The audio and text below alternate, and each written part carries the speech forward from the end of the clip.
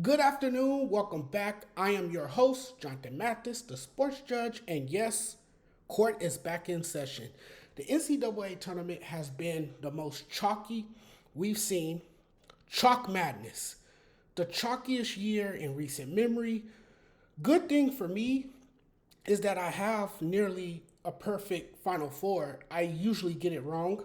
My bracket was destroyed the first day, but I have three of the four Final Four teams, three out of four teams in my Final Four picks. I'll take it. The only one I didn't get was Michigan State. I picked the Spartans to beat Auburn in the Elite Eight. The Final Four is set. We got our four teams, and all four of them are number one seeds for just the first time since the NCAA tournament expanded in 1985. The Final Four entirely comprises the four number one seeds. Auburn defeated Michigan State in the final game of the weekend to become the fourth top seed to win its Elite Eight matchup and advance to the Final Four. The Tigers are now set for a rematch against SEC rival Florida in the Final Four, a team that beat them in Auburn 98-81 in early February. Florida, a team I picked to win it all, advanced after surviving Texas Tech on Saturday night in a game that provided the only real drama in the Elite Eight. With less than 3 minutes to go in that game, Texas Tech was up 75-66 and had a chance to win the game. Such a gratifying moment. This was one of the greatest late game comebacks we witnessed. They were down by 9 and they got locked in for the late game push, and then magic happened.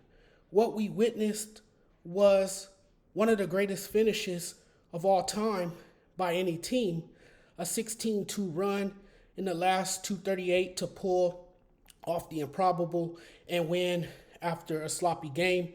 That was one of the most incredible demonstrations of true resilience. The game was simply awesome from start to finish. It was a roller coaster of emotions. This game was cinema.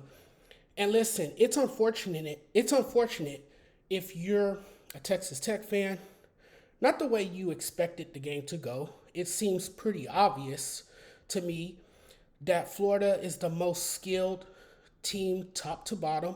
A lot of skilled guys. No basketball team is as entertaining, as genuinely fun to watch as the Florida Gators. The growth from year one to year two and the success that they've had, the program they've seen to stabilize with Todd Golden, who has done a fantastic job roster building, developing talent, and making adjustments in games. You now have a team that reached the Final Four.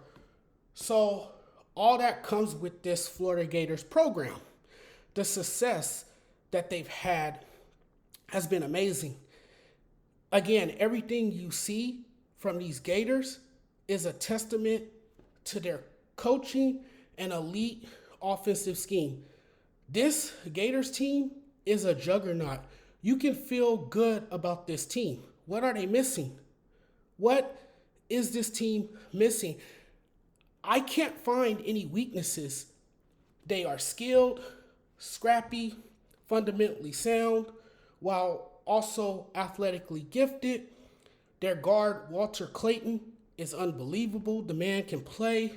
I don't think I've ever seen a player take over a game like he did in the final couple of minutes versus Texas Tech. That's the kind of clutch moments that get people fired up. This is now becoming a trend where he just goes nuclear. Terrific touch, balance, and range. The moment he crosses half court, he poses a threat. You can trust him to hit contested off-balance threes. The game is on the line with high stakes. You certainly know the Gators have absolute ice in their veins to beat you, in large part because they have an absolute stud who can provide a spark in late game situations. Down 9 at the last timeout, and they come back from that and win in regulation. You do not see teams come back from that. Florida did and won by 5. I like what I'm seeing from Florida, even though they've been in some tough matchups, but they're a resilient and tough bunch. After trading baskets during the first half, with Florida taking a 40-37 lead into halftime, it looked as though the Gators' game plan was falling apart. And even after Texas Tech went on a 12-2 run, the Gators stormed back with a run of their own, a 14-2 run. This Florida team is mentally tough, especially with its backs against the wall. I think a lot of it is even when things are going against them, they just don't back down. They refuse to quit and keep playing until the clock hits 0. And yes, Texas Tech choked this game away over the final 8 minutes of regulation. You're not beating a very good Florida squad that doesn't know how to give up when you're missing free throws and taking unnecessary shots late. It's weird to even think about when Texas Tech had been a great free throw shooting team all year long. JT was 0 for 6 from the line. Make your free throws, and Texas Tech likely wins the game. A questionable unnecessary 3, critical misses at the free throw line, and failure to secure crucial defensive rebounds late cost Texas Tech a trip to the Final Four. Congratulations to the Florida Gators. Okay, let's talk about the Duke Blue Devils. This is another very polished and fundamentally sound team. They're just too good on both ends of the floor. They can run and gun, and they also can slow it down and execute in their half-court sets. I'm looking at Houston right now as well. It looks like a squad that can hang with Duke. What I saw on Sunday versus Tennessee was a Houston team that could give Duke problems. We'll get into that in a minute. This Duke team this year might be the most complete Duke team I've ever seen. Very little weaknesses. I can't identify any weaknesses. I'm not sure what their flaws are. Their defense has been on another level. Their offense is lethal. Duke is the headliner in this year's Final Four, of course. They'll take on Houston. That defensive display they put on against Alabama was amazing. I think a lot of people are rooting against Duke. You have your Duke haters, but I'm wondering if they are willing to make an exception because Cooper Flagg and Con Knippel are fun to watch. I did not know Duke can shut you down like that defensively. I knew they could score. People have only looked at their season and Duke as this dynamic force on the offensive side of the ball, when I think in actuality, we should also look at their defensive toughness as well. Guys on the floor hustling for loose balls, perimeter defense, rebounding, and shot blocking. You have the potential number 1 draft pick. They're a tough out, and Alabama found out. And you can guarantee that with the roster they have right now, that they can beat a very good Houston team. It won't be easy peasy, and I don't think they'll beat the Cougars comfortably. I think this game next Saturday is going to be entirely close. It's going to be too close for comfort, chest tight, but Duke should win. They have one of the best offenses in the country. They're just above everybody else right now, except Florida. We're going to conceivably get the best matchup, Houston versus Duke. It's such a great matchup looking at how good both of these teams are on both ends of the floor. I think Houston can beat them up a bit. Florida definitely matches up well against them. I'm wondering what this team will look like against a more physical team in crucial moments. But watching that game, they've had multiple opportunities to pull away. Cooper Flagg and Con Knipple really didn't have these amazing performances, could have been better. In the second half, both of those guys were 4 for 13, missed layups, free throws, had some turnovers, ill advantage threes on offense or either. They got lazy on defense. There was a late run they went on. It was a 13-0 run with about 8 minutes to go in that game. And Alabama just didn't look like they were this high-scoring offense. Nothing about them was intimidating. I have to give a lot of credit to Duke's defense for shutting down Alabama and making it to where they had to force shots they normally don't. The shots they've missed are usually the shots they make. I had a hard time believing that Mark Sears had shot the ball as poorly as he did all night. And turning over the ball as many times as he did wasn't like him. Very uncharacteristic. The mental mistakes. Sears played really poor down the stretch. And the moment was getting to him. It was an abysmal way to go out. The shooting from Alabama was absurd. Ice cold versus Duke. But again, you got to give it up for Duke. That defense held them to 8 for 32 shooting from 3, a game after they went 25 for 51 from downtown and set an all-time NCAA record.